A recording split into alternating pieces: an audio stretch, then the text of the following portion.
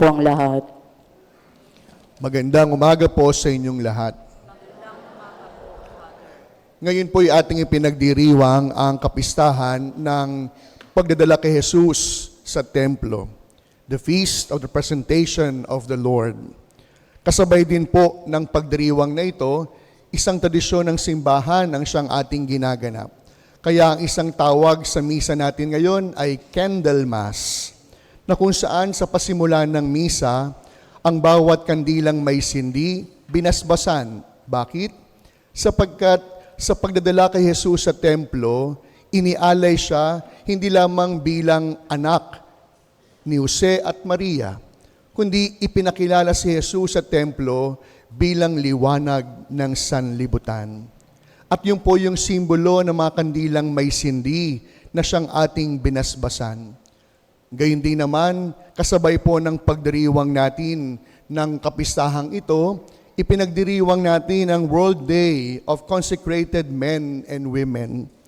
Ang mga pari o ang mga reliyoso at madre na nagtalaga ng kanilang sarili bilang buhay relihiyoso.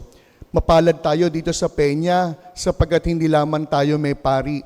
Meron din po tayo mga kapitbahay na mga madre, no? Namataan ko, kasama natin ngayon si Sister Daisy, member ng Religious of the Good Shepherd. No? Batiin niyo po sila, kapistahan po nila ngayong araw na ito. Kaya patong-patong po yung ating pagdiriwang. Kaya kung ating titignan, susumahin natin ang mga pagdiriwang na ito, sa anong paraan natin siya maaaring mailarawan. Simple po lamang. When Joseph and Mary presented Jesus in the temple, it was as if God visited His people. Sa pagdadala kay Jesus sa templo, dumating ang Diyos. Dumalaw ang Panginoon. Kaya nung dumalaw ang Diyos doon sa templo, ano pong sabi ni Simeon? Nang mahawakan ng kanyang bisig ang batang si Jesus, napasabi siya ng pwede na po akong mamatay. Lord, kunin mo na ako. Bakit? Sapagat hawak na ng kanyang mga bisig ang katuparan ng pangako ng Diyos. Ang pagkakahawak sa kanyang bisig ng batang si Jesus, ang sagot sa kanyang panalangin. Kaya ito rin ay isang paramdam na sa bawat pagdiriwang natin ng misa, sa bawat pagkakataong sinisindihan ng mga kandila, ipinapaalalang si Jesus ang liwanag ng mundo. Tunay na may liwanag ang buhay, hindi dahil sa Meralco. May liwanag ang buhay dahil si Jesus dinadalaw tayo. Si Jesus dumadalaw sa kanyang bayan. Kaya nga po ang simbolo ng ating pagdiriwang ngayong umaga ay ang kandilang may sindi. Kandila sapagkat hindi lamang inialay si Jesus sa templo, kundi ipinakilala siya bilang ilaw ng sanlibutan. Ilaw sapagkat si Jesus bilang liwanag ang siyang tatanglaw sa bawat madilim na ating tatahakin. At ang ilaw na kaloob ni Jesus ang siyang magliliwanag sa dilim na bumabalot bunga ng kasalanan. Kaya alam ninyo, may isang sikat na imahen ang mahal na birhen. Hindi po yung kandelaryang may hawak ng kandila. No? Meron pong isang tradisyon, ang simbahan na kung saan ang imahen ng mahal na birhen, hawak-hawak niya ang batang si Jesus sa harapan. Hindi sa gilid, hindi nakakalong, kundi hawak-hawak niya ang batang si Jesus na animoy ibinibigay si Jesus sa mundo. Iniaalok ang kanyang anak bilang liwanag ng sanlibutan. At nung tayo rin naman ay bininyagan, pinagkalooban din po tayo ng liwanag na ito. Natanggap po natin ang liwanag ng pananampalataya. Nung tayo din inialay ng ating mga magulang, nung tayo ay bininyagan. Tayo po ang siyang pinakamagandang kaloob na ibinigay ng ating mga magulang. And so today's celebration, my dear friends, is also our celebration as well. It is our feast day too, sapagkat tayo ang pinakamagandang kandila na regalo ng Diyos sa ating mga magulang. Kaya ngayon, ano po ang siyang dapat nating tandaan? Ano ang siyang dapat nating matutuhan? Una, si Jesus at wala nang iba pa ang siyang liwanag na ating kailangan.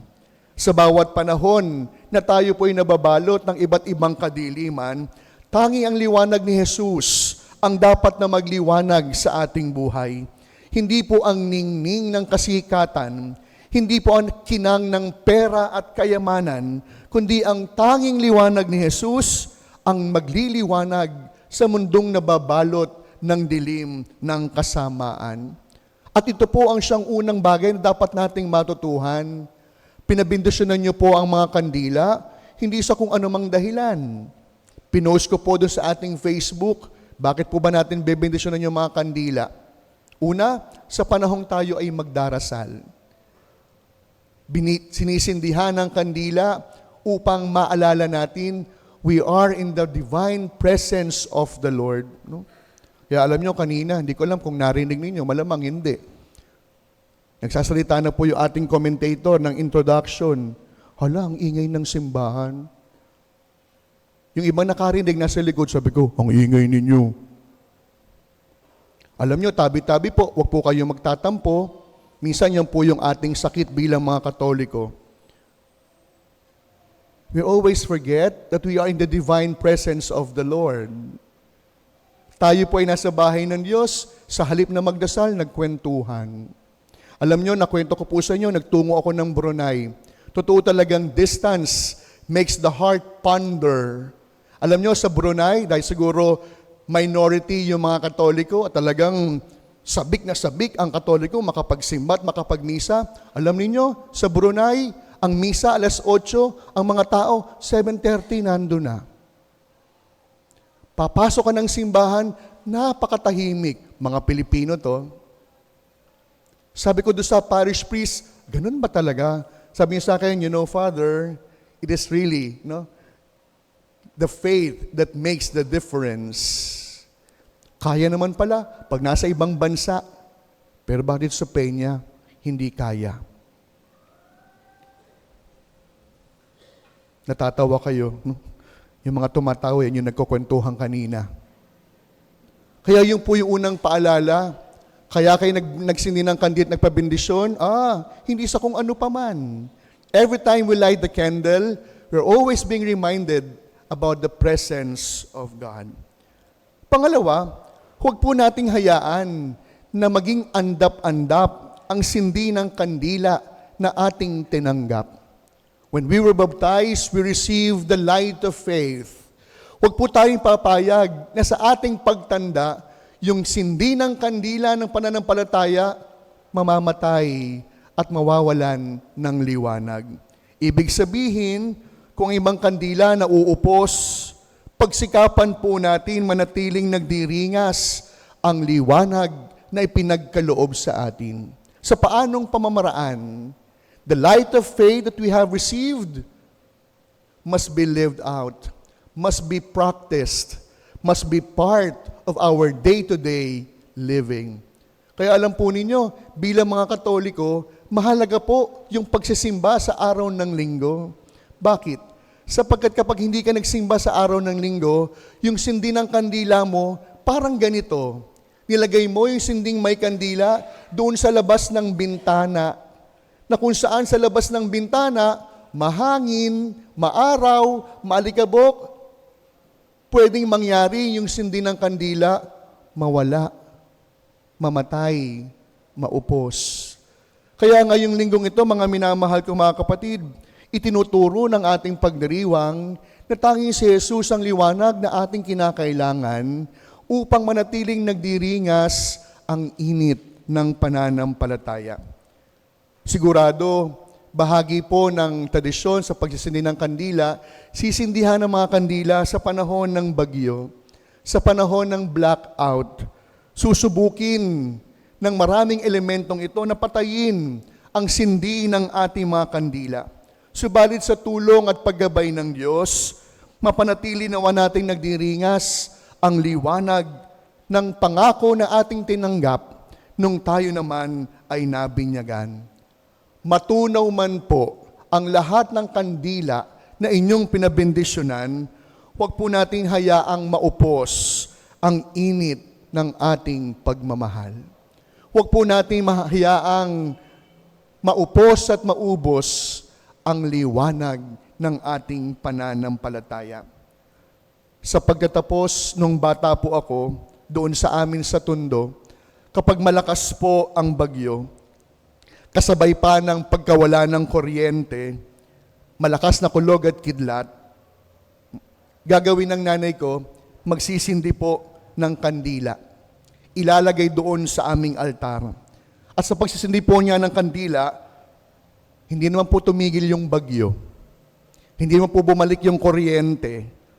Hindi naman nawala yung kulog at kidlat. Subalit sa gitna ng kadiliman at panganib, sigurado, ligtas kaming magkakapatid. Tama nga po yung isang sikat na kanta, "It is better to light just one little candle than to stumble in the dark." Kaya sa pagpapatuloy po ng ating pagdiriwang, mga minamahal kong mga kapatid, sa tulong ng liwanag ni Jesus, sa tulong ng init, ng sindi, ng kandila, ng pananampalataya, sana masabi rin natin, kagaya ni Simeon dun sa templo, pwede na akong mamatay. Nahawakan ko na sa aking mga kamay ang katuparan ng pangako ng Diyos. Sa pagpapatuloy po ng ating pagdiriwang, yun po yung biyayang ating hingin. Ang biyayang manatiling nagliliwanag ang ilaw ni Jesus sa ating buhay. At pangalawa, panatilihing nagdiringas ang init ng pananampalataya nang sa gayon, sa bawat pagsisindi ng kandila, dumadalaw ang Diyos.